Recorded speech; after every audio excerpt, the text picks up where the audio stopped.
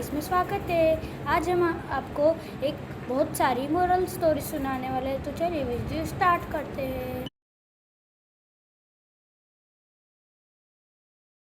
भदनपुर शहर से कुछ ही दूर दीनानगर नाम का एक गांव था। उस गांव में मोहन नाम का एक ग्वाला रहता था, जो हर सुबह शहर दूध बेचने जाया करता था। मोहन, तुम बहुत अच्छा दूध बेचते हो, एकदम ताजा।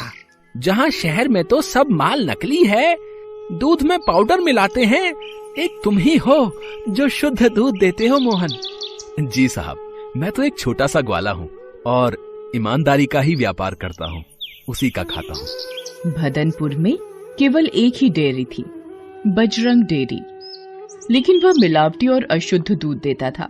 मगर कोई और चारा ना होने के कारण लोगों को उसी का दूध, दही, पनीर व अन्य दूध से बने सामान खरीदना पड़ता। अरे बजरंग भैया, जरा 1 किलो दूध तो देना। बजरंग ने एक पैकेट निकालकर औरत को थमा दिया। अरे इसका वजन तो करो, और कल का दूध तो उबालते ही आधा हो गया था। वजन करके ही रखा है, पूरा 1 लीटर है, लेना है तो लो, नहीं तो आगे बढ़ो। औरत मजबूर होकर वो दूध ले लेती है और निराश होकर चली जाती है। कुछ दिन बीत जाते हैं। शहर के लोगों को मोहन दूध वाले के बारे में पता चलता है और धीरे धीरे लोग उसी से दूध लेना शुरू कर देते हैं। ले लो, दूध ले लो। अरे मोहन, रुको तो, जरा 1 लीटर दूध देते जाओ। वाह मोहन, तुम्हारा दूध तो एकदम शुद्ध नजर आ रहा है। बिल्कुल, अभी ताजा ताजा भैंस का दूध लगा कर आया हूँ गाँव से। तभी दूसरी महिला भी वहाँ पहुँच जाती है। अरे मोहन भैया, मुझे आज 2 लीटर दूध देना, आज खीर बनानी है।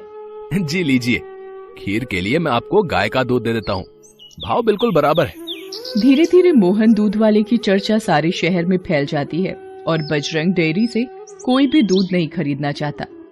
अरे सुना है, दीनानगर से एक दूध वाला हर रोज सुबह शहर आता है और बहुत ही सुंदर दूध देता है। हाँ सही बात है, और अब तो हमें बजरंग दूध वाले का कोई भी मिलावटी सामान खरीदने की आवश्यकता नहीं है। बजरंग अब खाली हाथ मक्खियां मारता बैठा रहता है। मुश्किल से ही 2-4 लोग उसकी दुकान पर आते हैं। बजरंग को भी इस मोहन दूध वाले के बारे में पता चलता है। तभी बजरंग की दुकान से श्यामला भाभी गुजरती है।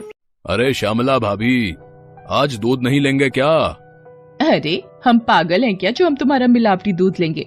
जब से मोहन आए हैं तब से सभी को शुद्ध दूध मिलना शुरू हो गया है। एक दिन बजरंग डेयरी के सामने से मोहन अपना दूध लेकर गुजर रहा होता है। तभी बजरंग उसे अपनी तरफ बुलाता है। अरे मोहन भाया, रुको तो, जरा और हमारे यहाँ भी तो बैठो। जी भाया, अभी आता हूँ। अरे मोहन, तुम्हारे दूध की शुद्धता के बारे में तो बहुत सुना है, जरा मुझे भी 1 लीटर देना। जी क्यों नहीं, ये लीजिए भाया, बिल्कुल वही भाव है। वाह, बहुत बढ़िया दूध है तुम्हारा। कितने मवेशी हैं घर पर? 4 भैंसे हैं और 3 गाय। मोहन, तुम ऐसा करो, तुम अपना सारा दूध मुझे बेचा करो, मैं बड़े दाम में तुमसे दूध लूंगा। तुम्हें आज कितना मुनाफा होता है, उससे भी ज्यादा मुनाफा होगा। अरे नहीं भाया, लोगों का भरोसा अब मैं नहीं तोड़ सकता। अच्छा, अब मैं चलता हूँ, राम राम।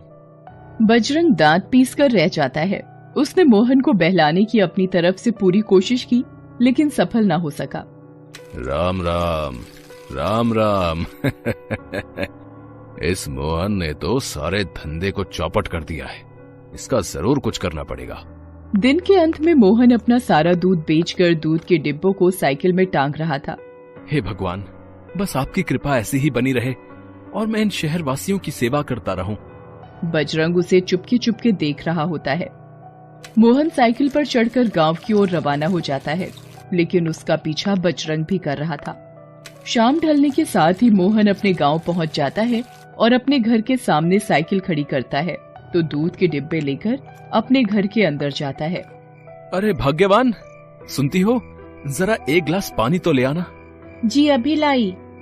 मोहन पानी पीता है। तो कैसा गया आज का व्यापार? सारा दूध बिक गया ना?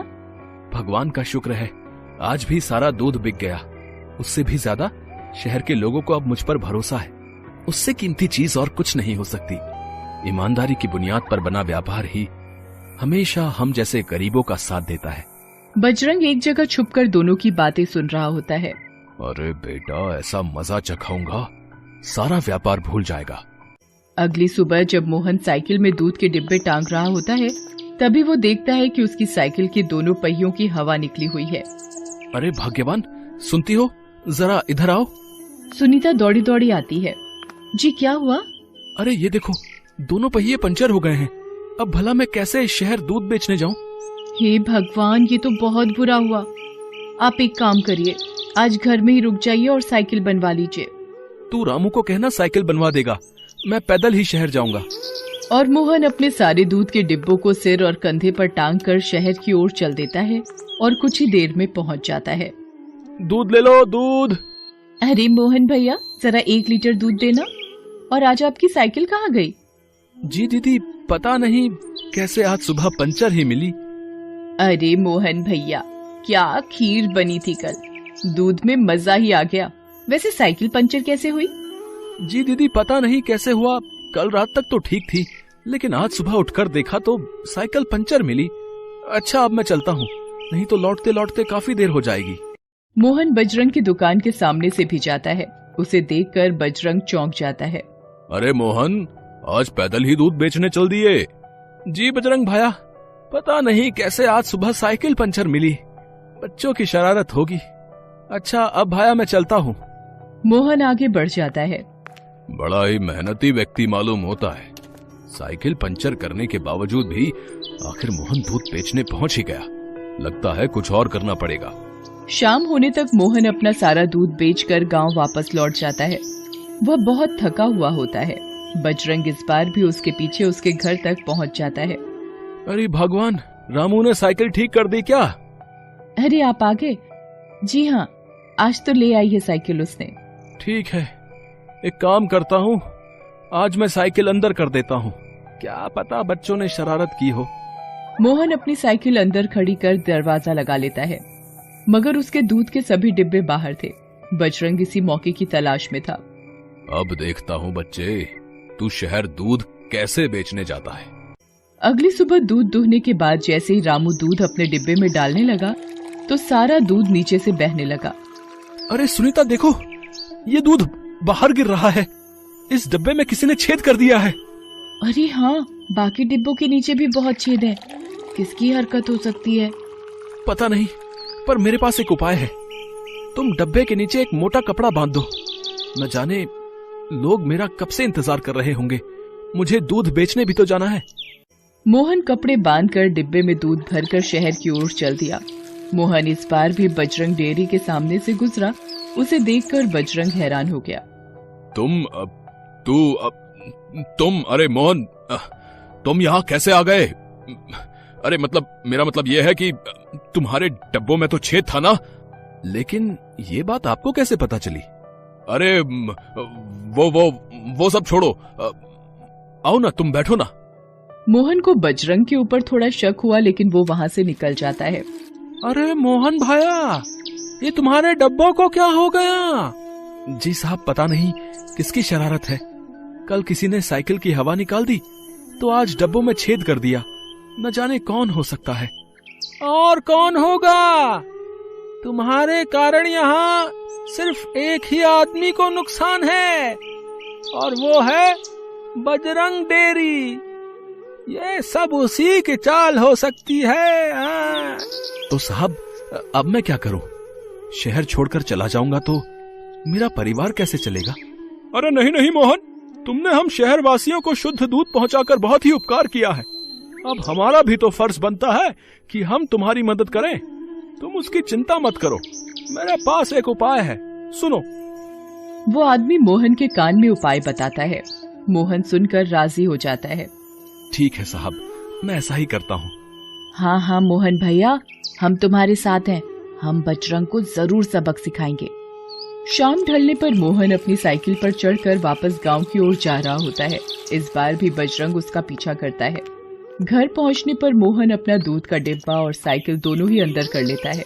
थोड़ा अंधेरा होने पर बजरंग वहां पर आता है। अच्छा बेटा, मेरा धंधा चौपट करने के बाद अब तू यहाँ चैन की नींद सोएगा। अब देख मैं क्या करता हूँ। एक ऐसा इंजेक्शन दूंगा जिससे तेरे मवेशी दूध देना ही बंद कर देंगे। वहीं बाहर अस्तबल में मोहन की गाय और भैंस बंधी हुई थी। मोहन ने अस्तबल का दरवाजा खोला और जैसे ही वो गाय और भैंस को इंजेक्शन लगाने के लिए आगे बढ़ा, वहाँ की सभी बत्तियां जल उठी और मोहन समेत शहर के कुछ लोग वहाँ पर आ धमके। अच्छा, तो तू ही है वो करामाती इंसान है? नीच, मिलावट का सामान बेचता है और ईमानदारी को हटाना चाहता है। हमें इसे मारना चाहिए। मारो मारो मारो। जी नहीं, कानून को हाथ में लेना ठीक नहीं है। बेहतर होगा अगर हम इसे पुलिस के हवाले कर दें तो। वाह मोहन, न सिर्फ तुम्हारी ईमानदारी बल्कि तुम्हारी शालीनता ने भी हमारा दिल जीत लिया। वाह। वहाँ पर खड़े सभी लोग मोहन के लिए ताली बजाते हैं। बजरंग दूध वाले को सलाखों के पीछे भेज दिया गया। मोहन उसी शहर में दूध बेचता रहा और कुछ ही वर्षों में उसने अपनी खुद की डेयरी भी खोल ली है और अब वो अपने परिवार के साथ हंसी खुशी प्रसन्नता से रहता है। Best buddies.